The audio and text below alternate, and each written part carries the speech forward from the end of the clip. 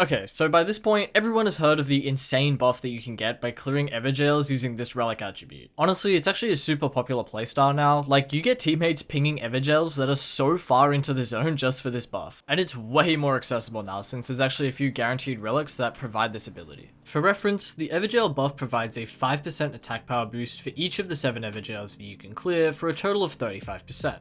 Well, actually, wait, it's multiplicative. For a total of 40% attack power-ish. So, is this the best buff that we can get? Well, not even close. Introducing the Demon's Plating meta, otherwise known as the Scale-Bearing Merchant meta, or just the Libra meta. So, when being invaded by Libra, all you need to do is make a deal with him, or fight him, in order to receive the Demon's Plating passive power. Now, this passive is the main focus of this video. Many of you probably know that it stacks attack power based on how many runes you currently have in your possession, but like, what is the cap of this, and how fast does it scale? Well, there's no more beating around the bush, so I'll just tell you right now. At 50,000 runes, you get a 20% attack buff. At 100,000, it's 30%, and by 900,000, you've gained 90% attack power. I do want to note though, just so nobody gets confused, these aren't hard thresholds that provide the buff, but instead the passive does scale in between.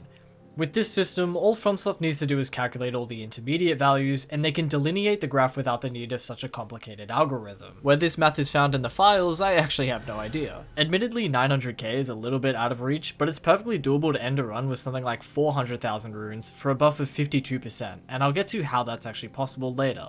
But does it scale infinitely? Well, yes, sort of. It scales to a value of 10 million runes. Past that, the player receives no buff to their attack power. At 10 million runes, you get an extra 200% AR, so you're effectively tripling your damage. It seems like a lot, but for the amount of runes, it's really not. I mean, 10 million is over 10x 900,000, but only provides a little over a 2 times bonus in comparison. So empirically, we can tell that 900,000 is a soft cap threshold, and you get diminishing returns for anything over that. When graphing the whole thing, it looks like this. It's decently obvious that FromSoft just added in the 10 million threshold cap as a way to functionally scale this infinitely, because they know that no player is ever going to reach 10 million runes at one time. It's like an arbitrary value that they just set so that players will never reach the ceiling, but they'll still feel the attack buff in between. But this whole thing gets really interesting when we consider another factor. Should you be spending these runes leveling up, or is it now better to actually keep these runes in your inventory for Demon's Plating?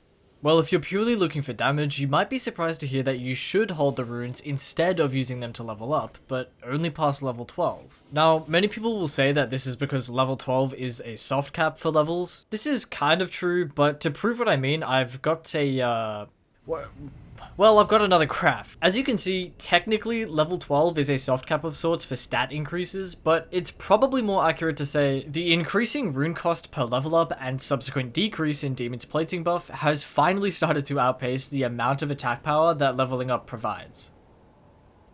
This topic gets really complicated. It's also incredibly difficult to accurately depict this idea across all Nightfarers and weapons, as both scalings change. There's just simply too many variables. But there is one scenario where I will consistently recommend leveling up and you will not lose attack power. The only time it's beneficial to level up past 12 with Demon's Plating is if it won't make you drop below 900,000 runes. At level 12, this requires a minimum of 955,439 runes, so that you don't enter the lower bands of scaling after leveling up to 13. Still with me? Over the past couple of weeks, I've competed in a few challenges, one of which was literally how many runes you could obtain and hold within an expedition. And it's scenarios like these that truly make the Libra meta, well, meta. If you're still watching and you enjoyed this or found it useful in any way, then consider supporting me, and maybe I'll make more of these.